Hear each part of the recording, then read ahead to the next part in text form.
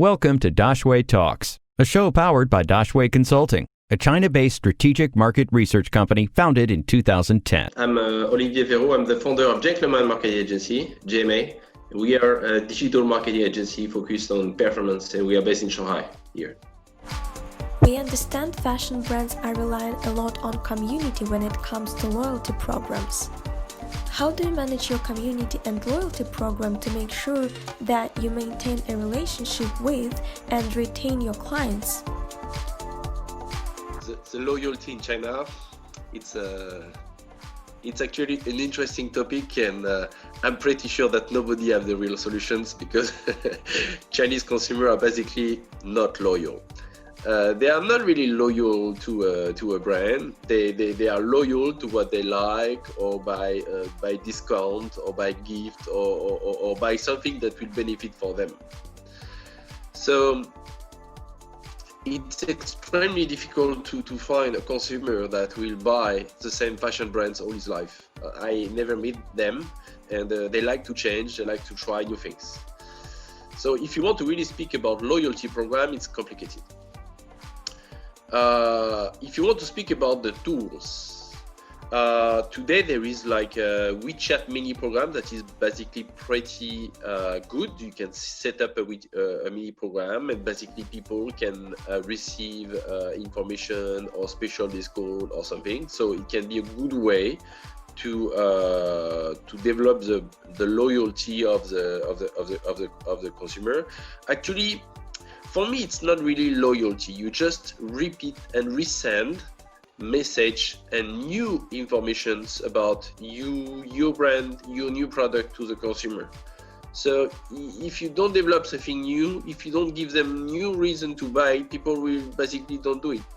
I give you an example. It's very, very easy to understand. If a girl buy a beautiful Hermes bag, I don't think she will buy a second Hermes bag or a third Hermes bag. So it's not like this. However, after she try the first Hermes bag, you can communicate to her about, I don't know, a clothes or a scarf or something else. So you need to, with this mini program, to follow a step of buying, a step of understanding about the brand. And this mini program is very good. So you can divide them in the new customer, in the old customer, in the people who never buy, in the people that never buy but always open the account. So basically, it's give you a better segmentation of your followers, and then basically you can send more targeted message directly to these people. On WeChat, I think it's the best tool to develop the loyalty. Although I would like to say it's more complicated, and it's more one-to-one relationship.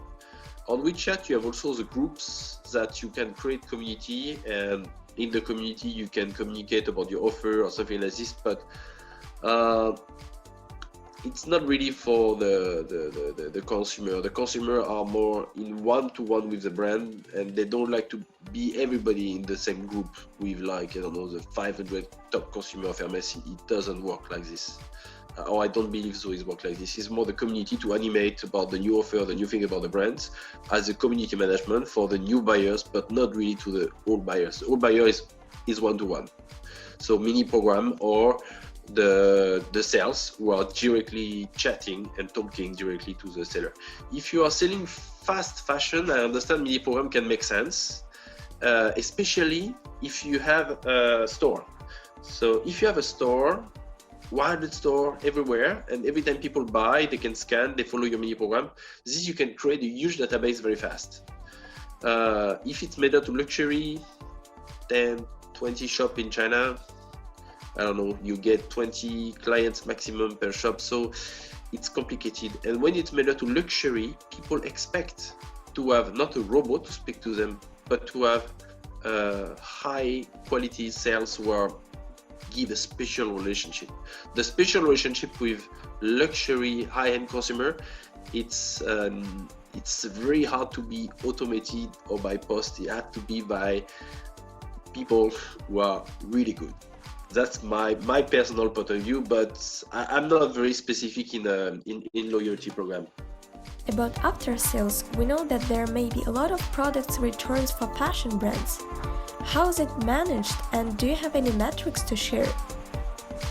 There is a lot of return online, especially on Taobao and Tmall, and I think it's normal.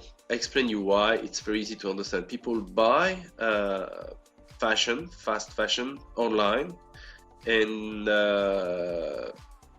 they see a picture, and when they receive it, they will try, and they don't like it.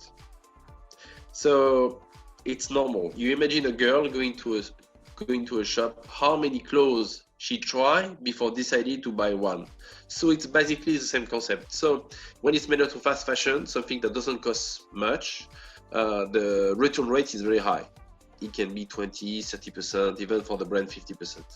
The brand have to accept that and integrate this into their cost. It's normal.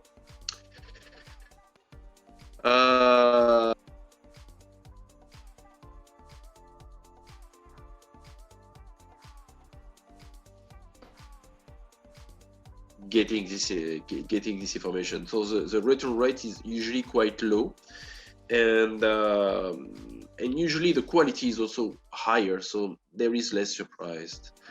How to manage that? I would like to say the more you develop yourself, the more you need to understand what it is, and the more you can integrate this information into your Tmall store or into your self-service. So I don't know if, for example, the picture of this one looks kind of like purple, but when you receive it, it's like pink.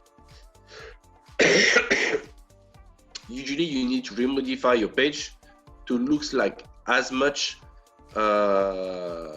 really real that it is to the normal. If there is some problems, or if there is if people think that this clone should look short or something like this, you need to adapt your Tmall page and your message to something looks like more real, or to change the point of view to decrease this rate as much as you can.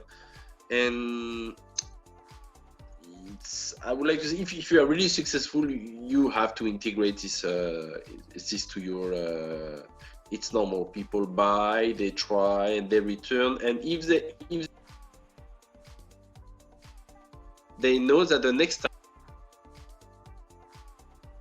and if they don't like, they return it. So it's a kind of trust that you can build with your audience.